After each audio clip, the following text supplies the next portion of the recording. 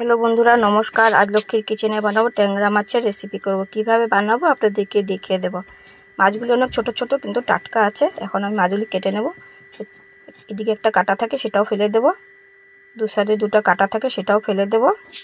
এখন সব মাছগুলি কাটা হয়ে গেছে। নুন জলে আমি ধুয়ে নিয়েছি। আবারও একটু পরিষ্কার জল দিয়ে ভালো করে ধুয়ে নিয়েছি। এখন হলুদ গুঁড়া দিয়ে দেব, নুন দিয়ে দেব, সামান্য একটু লঙ্কার গুঁড়া দিয়ে দেব। ভালো করে মেখে নেব। মেখে নিয়েছি।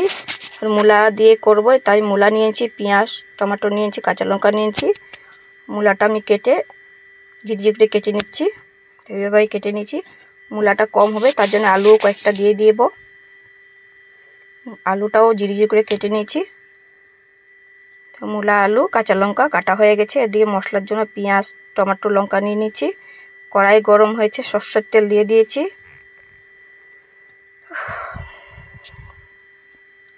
একটু নুন দিয়ে দেব। মাছ ভেজে নেব। মাছ দিয়ে দিয়েছি, ভালো করে ভেজে নেব। দেখো লালচে লালচে হয়ে গেছে। একটু নেড়ে চেড়ে মাছগুলি তুলে নিয়েছি। দেখুন মাছ ভেজে নিয়েছি।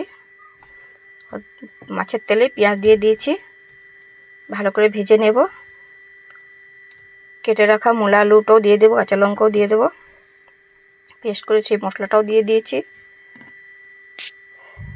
হলুদ গুঁড়া দিয়ে দিয়েছি, লঙ্কার গুঁড়া দিয়ে দিয়েছি, ধনিয়ার গুঁড়া দিয়ে দিয়েছি, জিরা দিয়ে দিয়েছি, পরিমাণ মতো নুন দিয়ে দিয়েছি। ভালো করে নেড়ে নেব। টমেটো কুচি দিয়ে দিয়েছি, পেঁয়াজ পাতাও দিয়ে দিয়েছি। ভালো করে ভেজে নেব। জল দিয়ে দিয়েছি, ঢেকে দিয়েছি। সবজিটা হয়ে গেছে। মাছ দিয়ে দিয়েছি, একটু নেড়ে চেড়ে ঢেকে দেবো একটু। সবজিটা হয়ে গেছে। এখন ধনিয়া পাতা ছড়িয়ে নিয়েছি। কত সুন্দর হয়েছে দেখুন।